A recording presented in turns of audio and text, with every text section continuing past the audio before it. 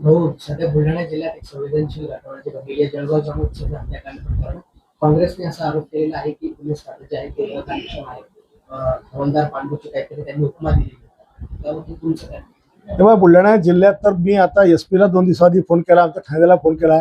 सर्रास बाहेरच्या महाराष्ट्रातून येणाऱ्या पिस्तूल, गांजा, चरस, अफीम, अवैध दारूच्या भट्ट्या इतक्या मोठ्या प्रमाणात जिल्ह्यामध्ये चालू आहे की पोलिसांचं अजिबात लक्ष नाही. मागे मी एक टीका केली तर मुख्यमंत्र्यांनी त्या टीकेवर माझ्यावर गुन्हा दाखल करायला लावला.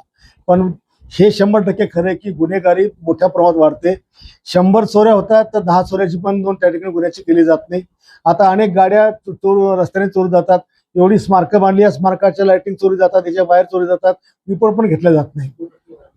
शेतकऱ्यांच्या मोटर चोरी चालल्या, शेतकऱ्याचे बैल चोरी चाललेत, याच्याकडे कोणाचं लक्ष नाहीये. पोलिसांजवळ वेळच नाही या चोरीचे तपास करायला. शिक्षण मंत्री दादा भुसे